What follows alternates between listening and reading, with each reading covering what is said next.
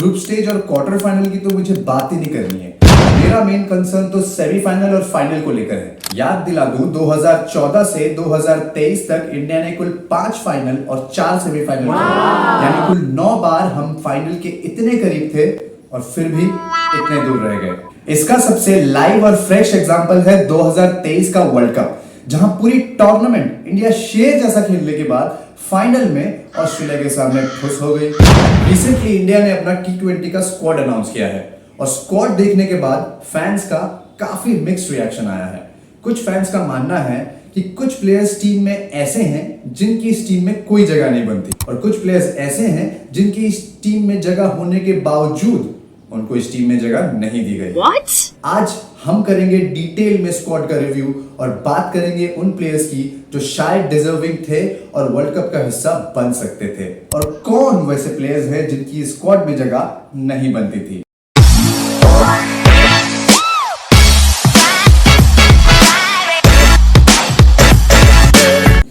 Quickly देख लेंगे India का स्क्वाड में सबसे पहले नाम है रोहित शर्मा एज कैप्टन। रोहित शर्मा, विराट कोहली और जसप्रीत बुमराह, ये 3 नाम ऐसे हैं जिन पे नो इफ नो बट, ये 3 नाम सीधे वहां डिजर्विंग प्लेस पे जाएंगे, क्योंकि ये सिर्फ इंडिया के ही नहीं वर्ल्ड के अपने डिपार्टमेंट में दी बेस्ट हैं। सो इन पे हम कोई रिव्यू या कोई कमेंट नहीं करेंगे। आगे बढ़ेंगे। नेक्स्ट है Hardik Pandya as vice captain. कितना भी ट्रोल कर लो, छपरी बोल लो, गाली दे दो, पर यही वो बंदा है जो आपको नॉकआउट स्टेजेस और बड़े बड़े क्रूशियल मैचेस में आपको खेल के देता है। आप रिकॉर्ड्स देख लो पिछले कुछ सालों से, तो Hardik Pandya has been the main man for team India, और जिस डिपार्टमेंट से हार्दिक पांड्या आते हैं उस डिपार्टमेंट में फ्रॉम लास्ट 12-13 इयर्स हमारे पास आफ्टर युवराज सिंह कोई नहीं है जो कि एज अ ऑलराउंडर खेल सके। So Hardik Pandya is the right choice for this squad. Next है सूर्य कुमार यादव। सूर्य भाई के तो मजे ही मजे, चांदे ही चांदे, क्योंकि आपको ग्रुप स्टेज में मिलेगा आयरलैंड, यूएसए, कनाडा जैसी टीम्स। तो भाई यहाँ पे रिकॉर्ड्स के पुल बनने वाले हैं और रनों के तो बांध टूटने वाले हैं। सूर्य भाई के लिए ये आखिरी टूर्नामेंट हो सकता है, बिकॉज इंडिया ने इनको काफी मौका दिया है, पर उसके हिसाब से उन्होंने वैसा कोई परफॉर्मेंस अब तक दिया नहीं है। पर उनके कैलिबर और उनका जो ऑरा है वो हम सब जानते हैं, वो किस तरीके के प्लेयर हैं, स्पेशली T20 वाइज में कितने खतरनाक है सूर्य कुमार यादव, ये हम सब जानते हैं। तो उनकी जगह टीम में बनती है in spite of not performing for team India. Next है संजू सैमसन। संजू सैमसन का नाम देखकर संजू सैमसन से भी ज्यादा खुश उनके जस्टिस गैंग वाले हुए थे, और मैं भी हुआ था टू बी वेरी ऑनेस्ट। तो काफी टाइम से इंडिया के स्क्वाड में अपनी जगह बनाने की कोशिश कर रहे थे। कोई भी बड़े टूर्नामेंट में उनको अब तक वो अपॉर्चुनिटी नहीं मिली है, सिवाय कुछ यूजलेस बायलैटरल सीरीज के। तो ये वो इंपॉर्टेंट टूर्नामेंट है उनके लिए। उनका जो एक्चुअल कैलिबर है खेलने का, वो उनको प्रूव करने का इस टूर्नामेंट में उसको मौका मिलेगा। और ये टूर्नामेंट संजू सैमसन के लिए भी लास्ट टूर्नामेंट हो सकता है to be try and tested, और ये बिल्कुल सही नाम है for the first choice of wicket keeper. Next जो नाम है वो है ऋषभ पंत का। Rishabh Pant second choice wicket keeper के हिसाब से खेलेंगे, जो कि चॉइस बुरा भी नहीं है और उतना ज्यादा अच्छा भी नहीं है। क्यों? क्योंकि ऋषभ पंत ना तो after the accident team India के लिए खेले हैं और ना ही आईपीएल उनका वैसा कुछ रहा है जिस बेसिस पे उनको वर्ल्ड कप के T20 स्क्वाड में रखा जाए।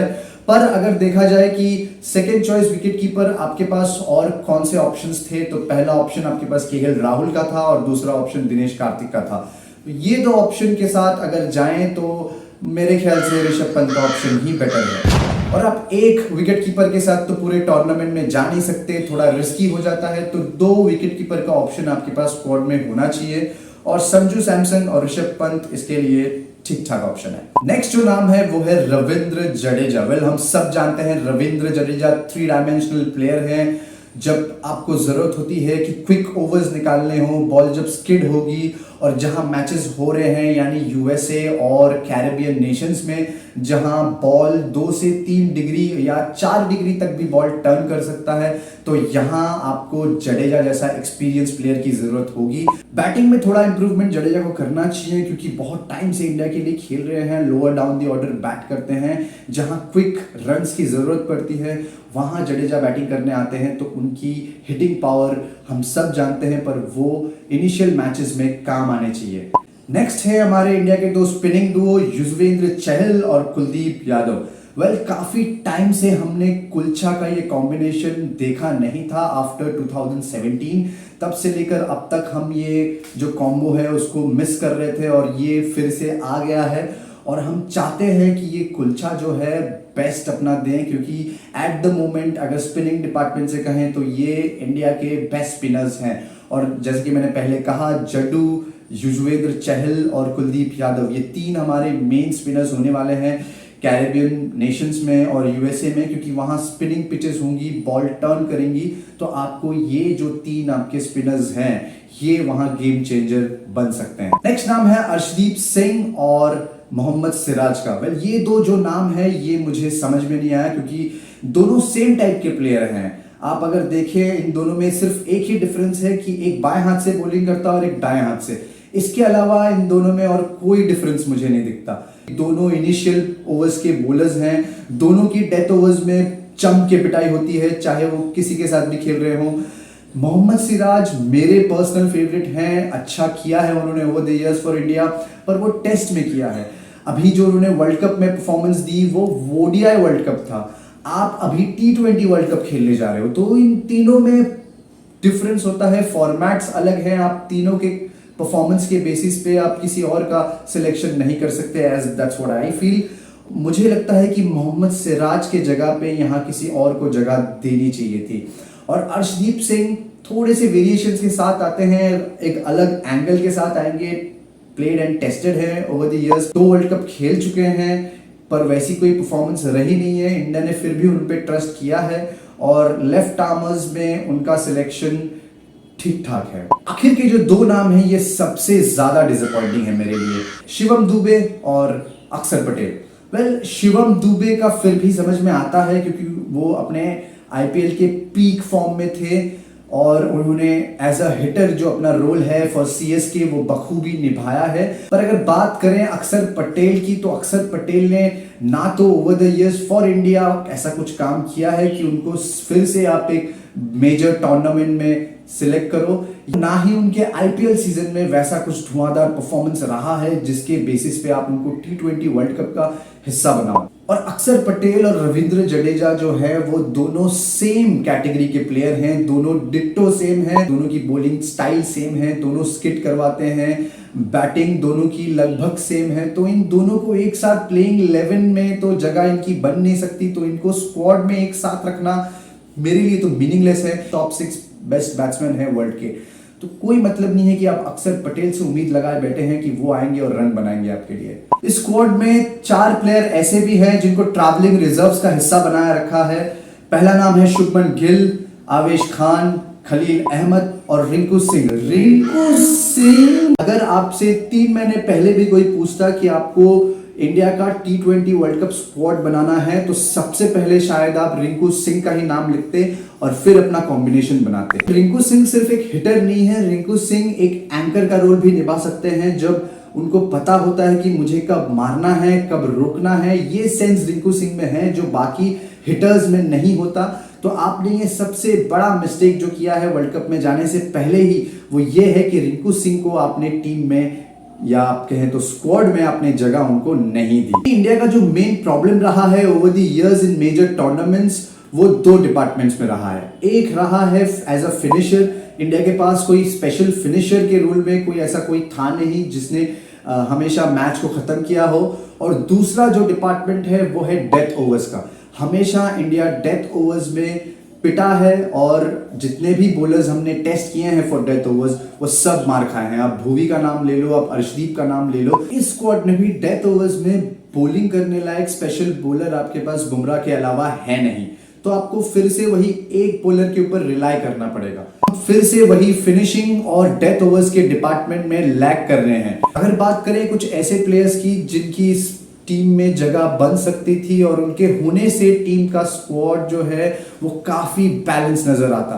पहला नाम तो मैं आपको ऑलरेडी बता चुका हूं, वो है रिंकू सिंह का एज अ फिनिशर। दूसरा तीसरा जो नाम है वो है संदीप शर्मा और टी नटराजन का।